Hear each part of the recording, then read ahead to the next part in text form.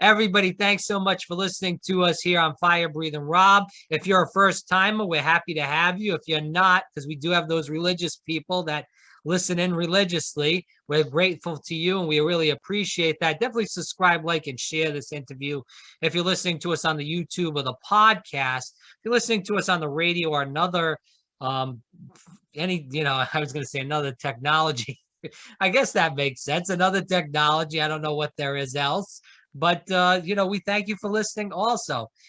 Gary Sirac here on the program, running Sirac Financial. We're going to talk a lot about these issues in general. So Gary, first of all, thanks so much for coming on and talking to the millennials that listen. And also we do have a big 50 and over crowd. So thank you for talking to them too. I appreciate that. Yeah, I kind of cater to both crowds. I've worked in that world for so long. I've been doing financial stuff for almost 40 years now. And actually the young guys are now old. So it's kind of crazy how that's worked out. I guess I went with them. So that's a good thing. Can you talk about Sirac Financial Services, how it got started and what you guys do there? Oh, yeah. So my dad started this company in 1957. We're third generation financial service. And we are, well, something just popped right on there. Sorry. No, you good. Yeah, I had no idea that I was going to do that, and I don't know why I did. Anyway, so yeah, we're third generation financial services company.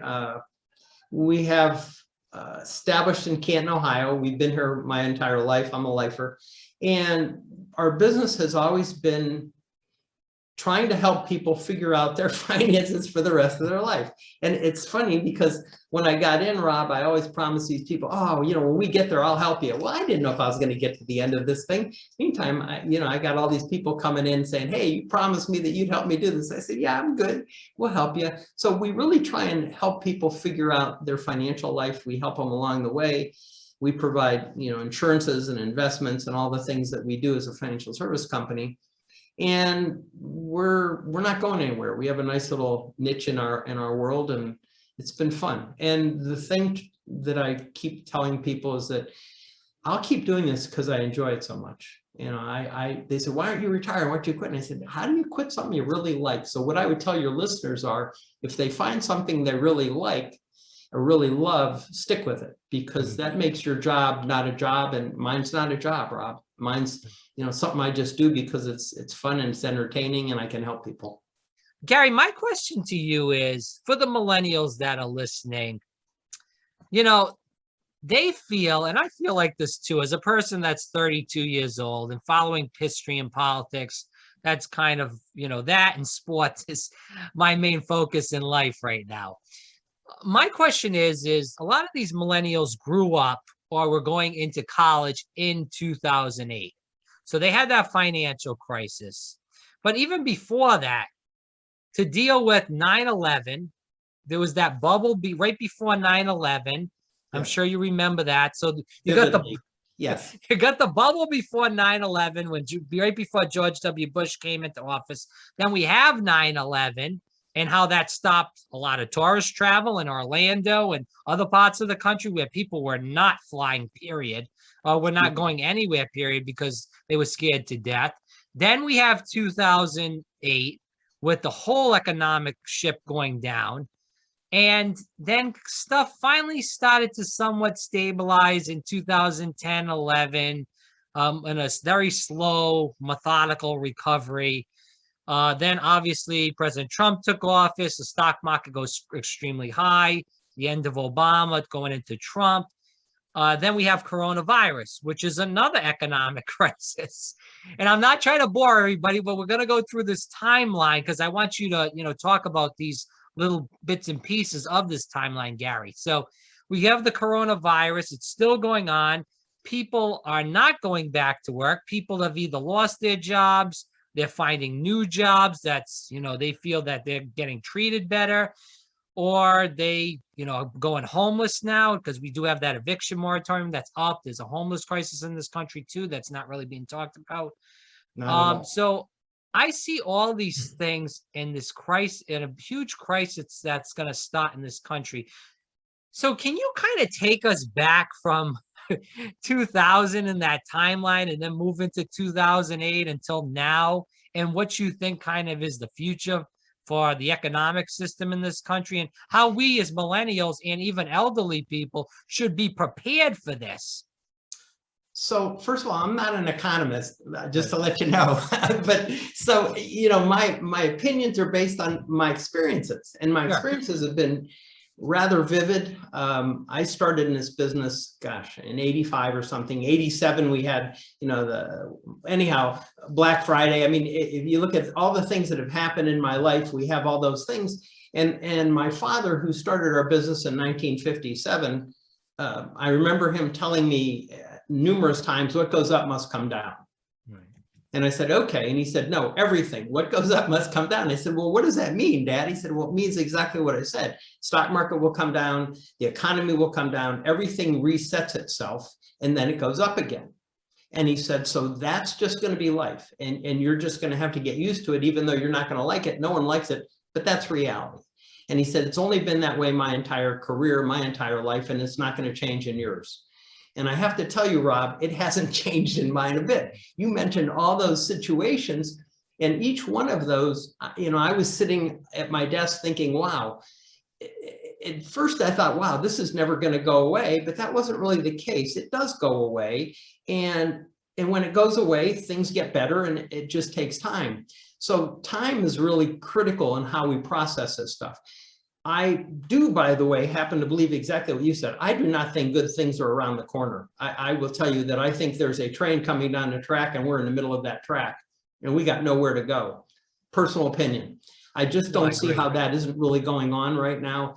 And I look back to the dates you mentioned, 08, the real estate crisis was just a disaster. We actually were in the mortgage business at that point in time. And I closed my company in 07 and just shut it down. And it was a small little boutique for my clients. And it was actually profitable, but it was very disturbing. And what was disturbing is that I was seeing people get loans that should never have gotten loans for a lot more money than they qualified for. And again, that was just a train wreck waiting to happen. And it did happen. And then we saw the crisis, and, you know, yeah, but it rebounds. But I kind of feel like we're right back there again, Rob, on the real estate world. I mean, I'm seeing what's happening in real estate. Florida is amazing. The East Coast is incredible. Even Canton, Ohio, where I live, our values are up dramatically higher than they should be. And to me, they're loaning more money to people than they qualify for. The numbers are ridiculous. And we're setting ourselves up for that again. So it's kind of cycles. And I feel like everything you mentioned is a cycle. And I believe that we just go through these cycles, and then we have to find common ground and kind of level out again and start over. What's so strange about the one we're in right now is that the government has pumped so much money into the system, we haven't readjusted. Right. Yeah, I agree with you too. And but I'm really worried about this. And because we had a guy on here personally that was in the more commercial real estate firm. So he knew a lot about the commercial real estate. He knew about all that stuff. And we had him on a couple of times. He was in the summit also. And he spoke about this, and he personally, and obviously this is his opinion, not mine. I hope that in a way he's correct on this. But I want to get what your opinion is and how you feel as a person that's dealt with financial investments in general. He tells me that he believes between 2021, the end of it, and 2022, the housing market is going to drop like a rock. And you're going to be able to, you know, almost like 2008, get, you know, if you have the money, you can scoop up 2 or 3 houses. He's worried about private equity firms really going in and scooping up a lot of these houses if they haven't already. First of all, let's get your opinion on that. So what do you think about that right now? As, you know, a person that's, you know, you've lived life, you've been through these situations. I was extremely young in these situations, didn't have much to know about this. So what do you think about that as far as the housing market goes? And then I feel like he's point on. I really? Just think I just don't see how that isn't going to happen. And I'll give you a great example. In Canton, Ohio, you know, we're not the biggest growth thing. The Hall of Fame the football Hall of Fame is growing, and it's crazy what's going on with that. But with that, the housing market has taken off. And what happened is some people from the city moved out to our area, which is kind of considered country, I guess, in its own way. So New York and New Jersey and Philadelphia and Chicago, people are moving in with money and building these homes and doing stuff. But what's happened is the pricing has gotten out ridiculously high, in my opinion. And I just can't see how that's going to continue.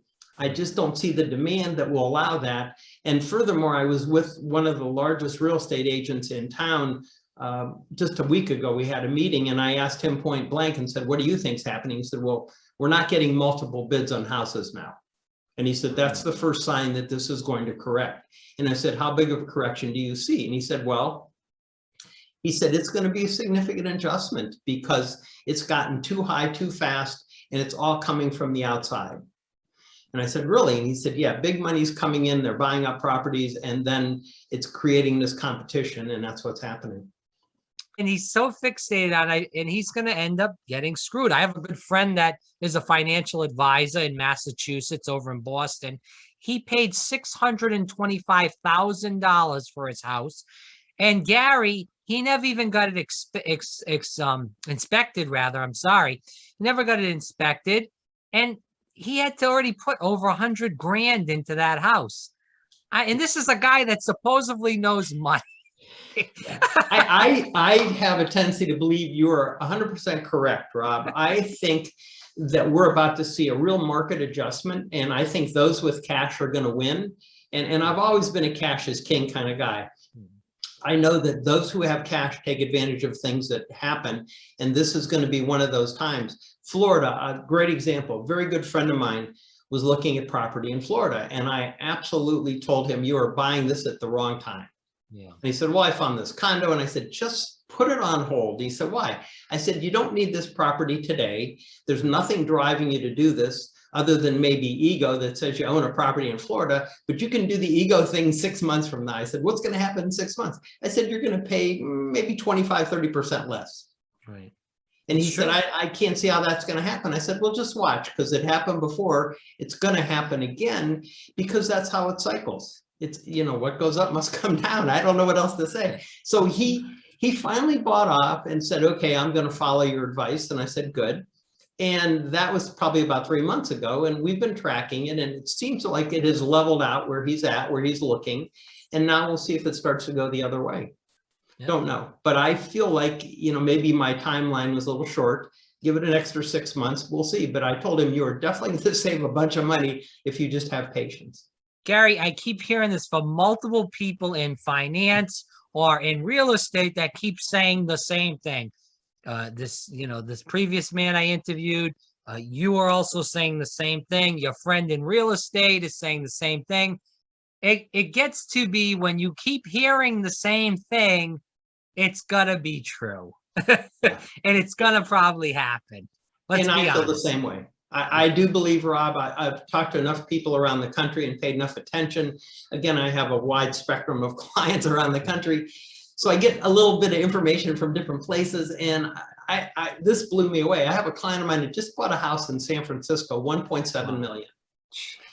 And he has a really good job, and he borrowed a boatload of money to do this. And I just kept looking at him saying, I cannot believe you're really doing this. I said, you are pretty much locking yourself into this house for the rest of your life, hoping you can pay the thing off. And I think he put $300,000 down. He's got a $1.4 million mortgage. And I just looked at him. I said, there's no way in the world I could sleep at night doing what you just did. Yeah. So he's chipping away at it every month. But I said, you know, when you're chipping away at that kind of a number, it's going to take you forever. Right. I just can't justify that in my brain for an average guy who's got a great job and he makes a lot of money, but not that much money. That's a lot of money in a house. Yeah, that's what I told my friend. You know, like I said, he bought that house in Mass, 625. He already dumped 100 grand into it. I told him, I said, why did you do that? And I said, to do it without the inspection. Gary, between us, he had to, there was mold in the basement. He's got to demolish the whole damn thing and redo it over again because he didn't get the inspection. He said, well, if I got the inspection, they would have went with somebody else. I would have said, screw them. Oh, hell yeah. I'd have let that one go in a second. Mold is bad news. That, oh my gosh. That. Man, I that's mean, expensive. you know, it's crazy for that kind of money. It's not like a $200,000. It's not like $50 down the drain. This is 625. I don't know. He's That's just real money, and plus getting rid of that mold is a real big deal. That is not a simple thing to do, and it's pretty damn expensive actually, Rob, to do it the right way. So yeah, it just is. Yeah. And then you wonder where the mold came from, and then you got to figure that out too. So it's not just the mold there, it's how did it get there and what's causing that. And yeah, I wouldn't buy that house no way. Well, I'm not going to put this on, but it was the guy's wife that wanted to live near her. The aunt was like 10 minutes away, and she got them, she owned them, and now they're both paying for it. So, oh yeah, no question. So that's the end of it. All right, so we'll move on. Sure. So I just want to go into interest rates. I was also told a lot about interest rates. Sorry, we can edit that part out. I was also told a lot about interest rates lately. We've actually got quite a few audience questions on this, but I'm going to kind of form this into one. Obviously, interest rates are zero. Yeah. Non-existent. Yeah. So we'll say that. Like I said, we've interviewed quite a few financial people on this, and most of them said that they believe that interest rates are going to go up. Some that we interviewed even said they could go up to 5 to 6%. Do you see that? Do you think that's a little too much out of reach there? I think that's really aggressive. I think if that happened, it would throw this country into such a tailspin. The debt alone, I don't know how they would cover that. To me, I think interest rates are going to have to tweak up. Of course, I've been saying that for 3 years, and it hasn't done anything. So take that with a grain of salt. But or your next Starbucks coffee. But anyway, my sense of that is it's not really doing much of anything right now, and they're not moving anything. The needle should be moving up. It's not moving up. I can't figure out why they're not moving it, other than it's politically the best thing to do not to move it. And I do think if they move it fast, it's going to really set us in a bad pace. So I can't really envision seeing 5 or 6. I just don't know how we could afford that at this point in time. So what are you thinking? Like 1.5, 2, maybe a max? You're right in my numbers, Rob. 3 at the really outside of it, but realistically, I think if we got to 2%, that would be a huge move forward. And again, I'm not sure not having interest is such a great thing. I've mixed emotions about that, because it allows things to happen that should actually have a cost to them, doesn't, and that troubles me. I think things should have a cost.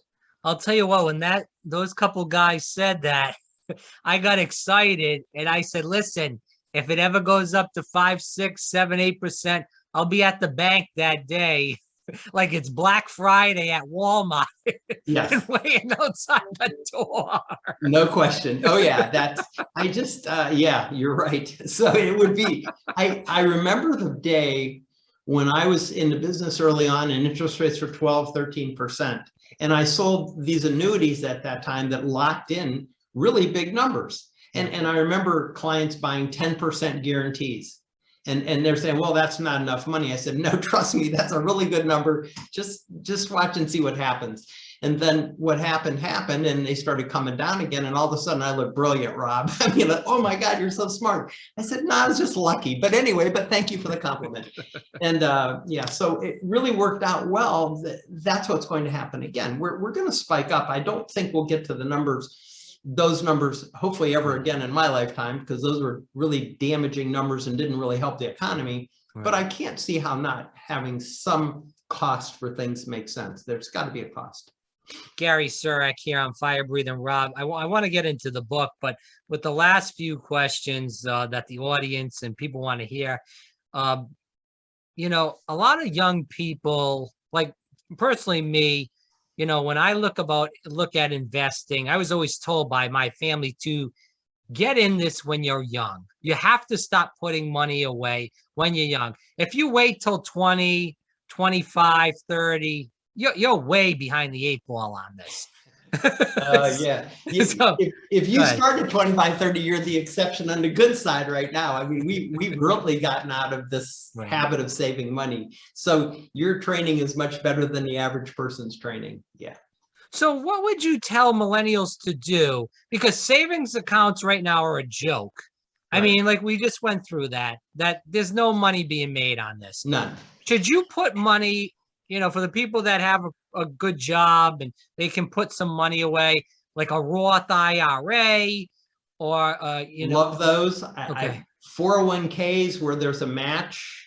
And, Right. and the beauty of those and Roth IRAs is you can dollar cost average in, which I think is critically important. And if ever there's a time when dollar cost averaging made sense, it's now, because instead of making a great example, I have a client of mine, we're doing an investment for them and they wrote a check for $200,000. I could take that whole 200 and put it into this investment today in one day. I didn't do that. And the reason I didn't is because I don't know what that stock market or what we invested in is going to look like a month from now, a week from now, tomorrow. So I said, we're going to do this over time. So we spread that out over time. And the beauty of that is if the market does adjust downward, we're buying at much lower shares. If it goes up, that's okay too. We bought low and we went higher. But I really protect them more doing that. Well, 401ks, Roth IRAs, when you're doing that over time, to me, that's almost a no-brainer, Rob. Those are investments you have to make if you're ever going to get to a retirement. If you're ever going to have financial security, you've got to put money away. And for me, it's always been systematic, has worked better than trying to do lump sums. I never was good at taking lump sums and drop them in somewhere. But if you said, hey, Gary, you can pay $500 a month, I could do that. You tell me I got to write a check for $6,000, I'm saying, nah, I'm not interested. So there's that sense of doing it over time. And I think this is probably one of the most important times in my career that's necessary, because I just don't know what's out there, but it doesn't feel right. Talk about Roth IRAs. I hear a lot about Vanguard as being the place to go. What is your opinion on that? Do you see somewhere better to invest? Yeah, I kind of have different views on that. I mean, everybody has their Vanguards or their funds that they really like, Fidelity, and I've worked with American funds for a long time. I really like them and I like how they manage their money, but everybody has their preferences. I don't think there's a perfect answer to that question. It just depends the philosophy of the company behind it and who's managing it and how they're managing it. But there's so many mutual funds out there today that you could do, and everything from risky as could be. I mean, oil and gas exploration to marijuana stocks. I mean, who knows? There's so much there today. It just depends your threshold for pain and how conservative you are. I happen to err on the side of conservative. So I always look for things that I'm not looking for the one that's going to be the top fund of the year. I don't care about that. And I don't want the one that's on the bottom either. I want something that's kind of in the middle, because that's where I think you really win. So you want something that's safe then? 100%. The tortoise and the hare. I am not that rabbit. I am that tortoise, and I move slowly, but it's very safely, and it always does that's where I'm after. And if you do that, ultimately you win financially. But what would you tell these people that work in like that hospitality field, the fast food industry, that are not making that type of money, and they do want to try to save a little bit so they're not living on the streets when they're 65, 68 years old? Actually, that's a great question. And it's a great question because I thought about that for a long time. I wrote a book early on. My first book was called If Your Money Talked, What Secrets Would It Tell? Okay. And I really wrote it for people who didn't have any financial education, who just didn't have good role models, Rob. So no one was there to say, oh, this is what you do. No one was helping them. So I decided I'm going to write this book. I'm going to help them. I tell stories. I give them, it's kind of funny at times and serious at times. But one of the things I deal with is exactly the scenario you laid out. The first thing I always talk to them about is minimizing debt. You need to pay your debt down, and you can't live off credit cards. So one of the things I have them do is stop using your credit card and actually pay with cash. Fascinating experience. A lot of them look at me and says, what's cash? I mean, you look and you smile, and I say, I pull out my wallet, I show them, this is a $100 bill. This is they just laugh. But I said, start doing that. And when you know what happens? And they said, I said, when you run out of money, you don't have your credit card with you. That's an emergency card. You're not allowed to use it when you run out of money. You're only allowed to use it for emergencies. You do that for 3 months and see what happens to your budget and how much cash you have left. Good point. Fascinating. And I said, in the meantime, you keep paying down that credit card because that will eat your life. That'll eat your lunch. It's just bad news. So what I'm really trying to get him to do is minimize debt first, because most of those people, and again, I don't want to generalize, but a lot of them have debt issues. Yeah. If you can minimize debt, all of a sudden you have cash freed up. So I'll give you a great example. I have somebody that was a waiter, a very good waiter, and he made very good money, but he had bad habits. And his bad habits were that he liked to buy stuff and put them on credit cards. And then he didn't like to pay the card. So he would get interest. And he was a friend of mine, and he waited on us enough times in this restaurant. It was my favorite restaurant. So I got to know him really well. Tipped him well because I felt bad for him. But he was a good waiter on top of it. Anyway, so we're talking one day and he tells me what's going on. And he was so excited. He bought a big screen TV. And I said, okay. And I said, so why'd you buy it? He said, well, the Super Bowl's come up. He says, yeah, you can watch a Super Bowl. I said, it's one game. What were you thinking? He said, well, I went to Best Buy or whatever it was, one of those places. And no offense to them, but I mean, that's what they do for a living. And they said, oh, it was a special. It was a, whatever. And he walked out there and spent $2,400. Wow. And I said, what did you buy? And he told me, and it was incredible. But I looked at him and I said, how are you going to pay for this? He said, oh, it's not a problem. I put on 6 months. I said, okay, so it's not a problem today, but in 6 months, it's going to be a really big problem because it's 6 months and he paid off. And he said, well, you can finance it then. I said, okay, I want you to start taking money every month, every week from your tips. And I want you to start putting it in a folder, in an envelope. I said, you need some cash because this thing's going to come back and bite you very hard in a place you don't want to be bitten, called your rear end. And my wife's cracking up, but we're talking, and she walks away and she says, why would he do that? I said, Linda, they don't understand. And I said, and generally speaking, he just didn't realize what he signed on for. I said, he's going to enjoy that game. It's going to be really cool. He's going to have a hell of a party. And then he's going to say, oh my God, I have a $2,400 bill. I have no idea how I'm going to pay it. So guess what happened, Rob? 6 months later, what do you think went down? He came back to you and said he's screwed. Totally. How much money do you think he put away in 6 months? It's like $400 or something. And wow. It was nothing. And I said, okay, so now you're on hook for $2,000. And the loan wasn't a 4% loan. That sucker went to 10%. It was a 10% loan. So all of a sudden he's got to put up $240 interest to pay. It was a terrible idea. So we went back and talked through it. And eventually we got him out of it, but it took over a year to get him to really understand how bad this was. So, but he did like his TV, I give him that, but not so much after he understood what it really cost him. Does that make sense? Yeah, it makes a lot of sense. If it was me and I heard, and I didn't know that kind of concept, I would, once I heard you speak to me the first time, I said, hey, man, I got to go return this. You would think so, but he didn't do it. Anyway, he said, you want to come to the party? I said, no, I'm good. Anyway, but nice guy. And I just said, it would make me sad. But what we have to do is really, debt is the first thing. And if they're not in debt, then IRAs, Roth IRAs, but maybe the most important thing is having a fund. And I don't know, you can call it anything you want, but I like a fund, an emergency fund. Mm-hmm. And I like to have some money available that if something goes wrong, I can afford to pay for something without going on my credit card, without getting nailed, without having to go borrow money from the bank or do a home equity loan.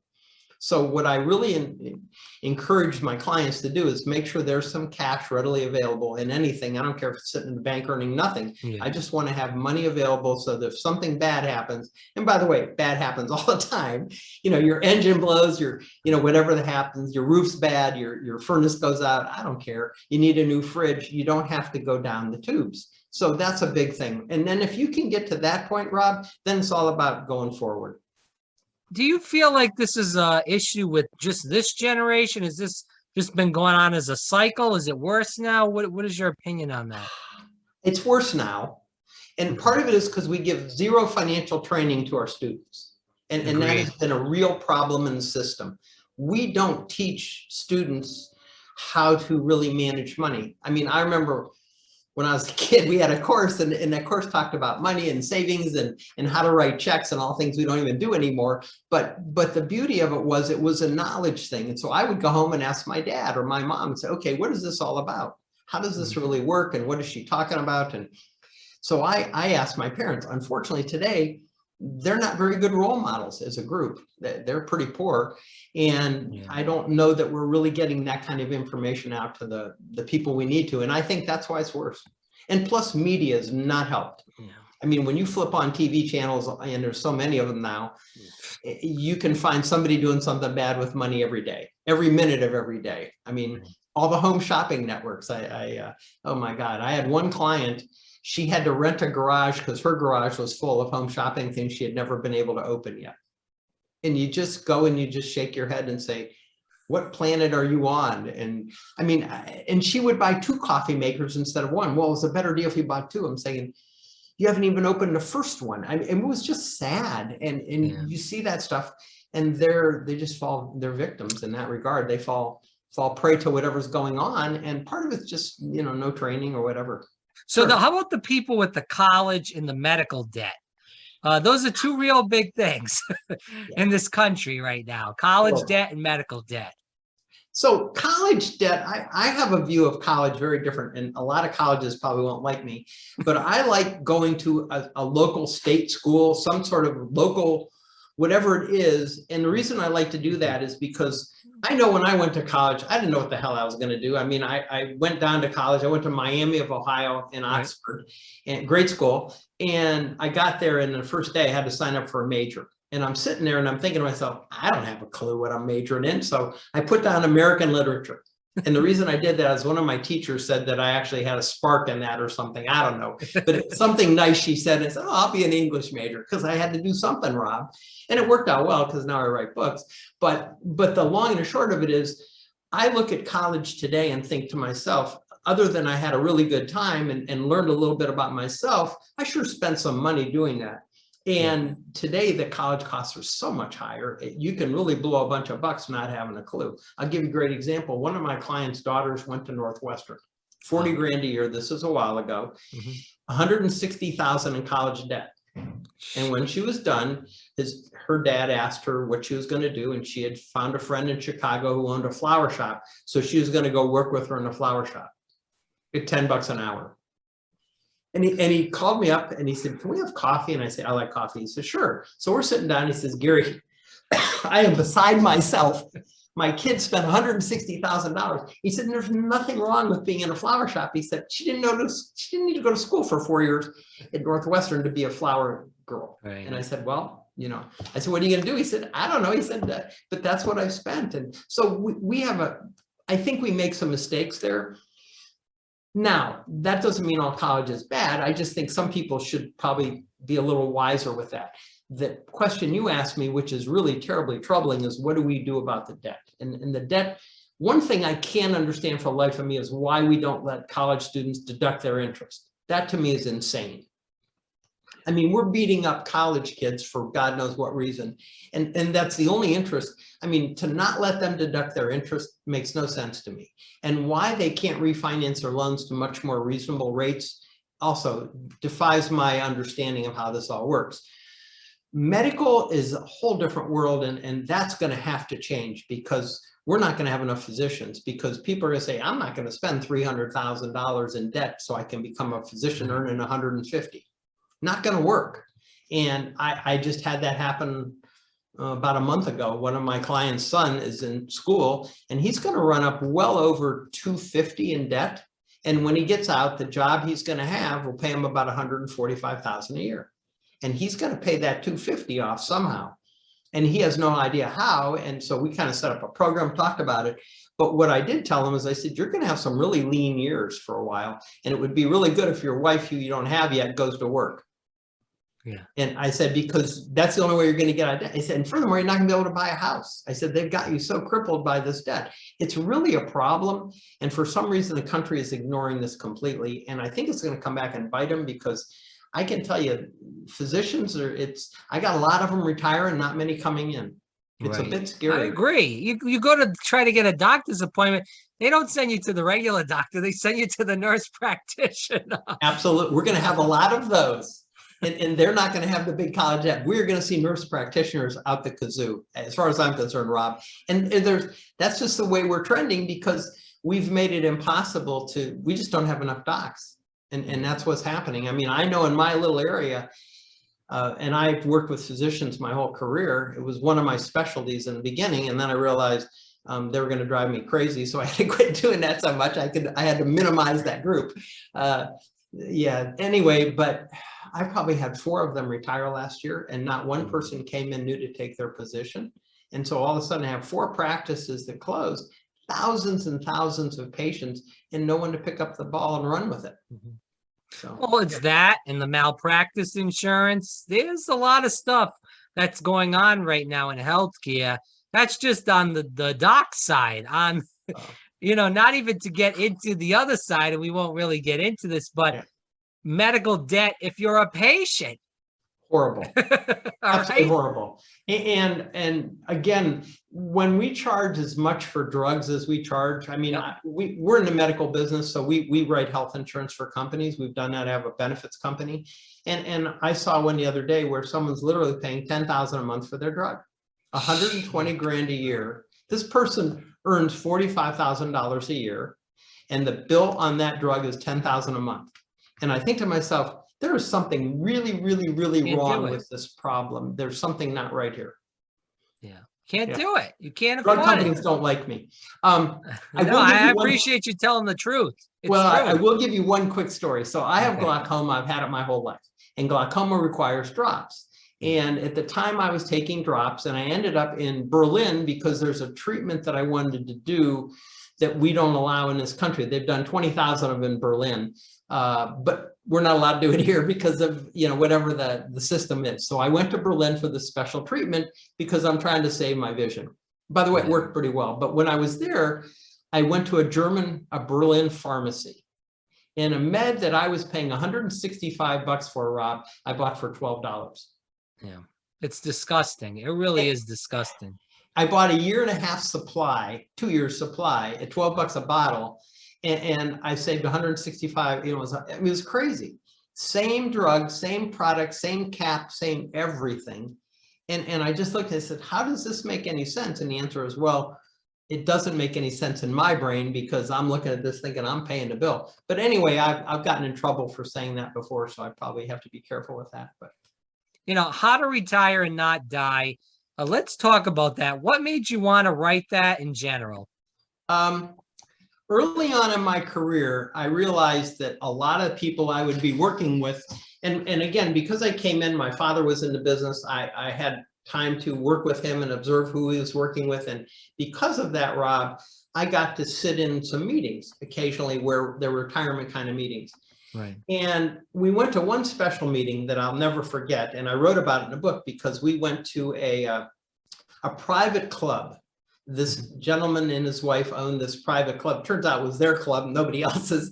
And we went in, and they were Italian, and we went there for lunch. And the meal was amazing. He had sold his company, and he was meeting with my father. And Dad said, you should come with this. This will be very interesting. And he knew him real well, and they were very good friends from high school or something. And Bruno had done extremely well. So we went there, and there were 4 of us, and there was enough food to probably feed 30 people. I mean, it was just an incredible feast. And it was in his house in Canton, down kind of an area that you would never expect to have a gourmet meal in, because it was just an ordinary house on an ordinary street, except this guy had a kitchen and, it's his own private club. So we're there, and he had sold his company, and he had sold it for a lot of money. He was in the automotive industry, and he'd sold it for like $10 million. And this is a long time ago. And my dad, he wanted my dad to help him with the money and do all that stuff. And that was all well and good. And I was having a good time just eating food and listening. But when we got in the car, I said, Dad, boy, this was incredible. And Dad said, this is not good. And I said, why? He said, well, do you remember when I asked Bruno a question? I said, which question? He said, what is he going to do next? I said, yeah, Bruno said he's going to go to Europe for a month. Did you hear my answer? And I said, yeah, your answer was, okay, what after that? And what did Bruno say? I said, Bruno said, I got $25 million or $15 million, Dan, I'll figure it out. 10 million, whatever the number was, Rob. And my dad said, terrible answer. I said, what do you mean? He said, Gary, you've got to have a purpose. You got to have a plan. This man has worked his whole life, 6 days a week, sometimes 7. He doesn't have any idea what he's going to do. And his wife admitted that. And Rob, 2 years later, I went to his funeral. And the point of that was all of a sudden I realized that money isn't the driver to retirement. It's what are you going to do with all that time? Instead of having 2 days a week off, now you have 7. Okay, that's a big deal. How are you going to spend those days? It's one thing to figure out your weekends. How about your week and your weekends when you're never trained to do that and you've never taken a minute to really consider what that would look like? Would you tell people that if, for the people that are go-getters that, maybe they got a couple bucks in their pocket, they got a good retirement scheme going, but they still want to go out and work. They don't want to sit in the house or run around on vacations every 2 weeks. They want to still like be active and enjoy life and be with people. Would you tell them to work? Like this guy's working like 6, 7 days a week, but he's only doing small ceremonies for like, 10, 15 minutes, but he loves it and he still makes good money. Would you tell people to still work when they get to like 68 if they have that kind of money, or is it up to them? It's not a money thing, Rob. It's how do you see? Yeah. And the answer to your question, yes, but it's not a money game. It's really about what gives you fulfillment. The 3 P's in my book, it's so how to retire and not die, the 3 P's that will keep you young. The 3 P's are purpose, passion, and a plan. And I really sit with my clients and I make them go through and tell me what their purpose is, their passion, and their plan is. And they don't have any of that together. Most of them don't. And I say, okay, you fail. You need to come back and take this test again. And then we'll see if we can get you a better grade. And they look at me and say, okay. And I said, no, I'm really serious. I said, you need to answer these questions because they're big. I said, the money part's math. And it is. I'm a math guy. I can do math. I can tell you if you have enough or you don't have enough, and unless you go crazy and buy a jet or something, or a Bentley, but I can't help you then. But that's not the answer. The answer is how do you spend your time? What gives you purpose? What gives you passion? And purpose is what you do for other people. Passion is what you do for yourself. And you better have a plan, because when you wake up in the morning, you better know why you're getting out of bed, what you're doing to do after you take your shower, where you're going. And so I'm really big on all those things. And figuring that out and working is such a big part of that. So to me, I could easily have retired 10 years ago, but I so much like what I do, I have no interest in retirement. I would rather work part-time and do the things I'm doing to help other people figure their stuff out, because I find it fun. It's invigorating. It makes me feel really good about life. So that's really why I do that. I'll shut up. But anyway, but no, I'm so passionate about this because, and I put this whole thing together. I really give them tools in the book, Rob, of how to figure those things out. And I really lay it out for them, and I give them a roadmap that they can go back and say, oh, so I use this thing called a wish list. And I say, okay, in my wish list, your wish list, I want you to write down everything you wished you had done except you were working and couldn't do. I said, and you'll be amazed at what that list looks like. Oh, I want to go to Alberta, Canada. Great, write that down. I want to go to Charleston. Wonderful. I want to go to, whatever. I don't care what it is. I want to go play golf at this golf course. I don't care. I want to go sail up there. Doesn't matter what it is. You want to go to watch the Cleveland Indians, who are now the Cleveland Guardians, play baseball. Perfect. Doesn't matter. Just write it down. And I have my clients come in, and they might have 10 items. They might have 50 items. And then some of them are not realistic. Yeah, one guy says, well, I want to bike to Columbus. I said, yeah, you aren't doing that.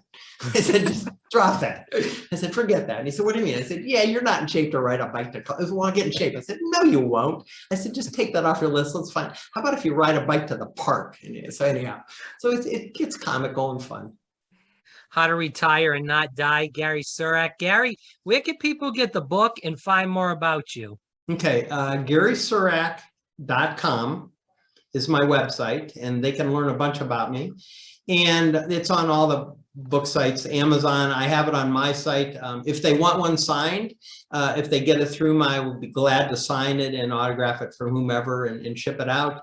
And again, we're on all the sites, Amazon and audio. We're doing audio books. That should happen within the next couple of weeks. Still screwing around with that, but it's close. So, okay. Yeah. Gary Sirac, again, How to Retire and Not Die. Thanks so much for your time.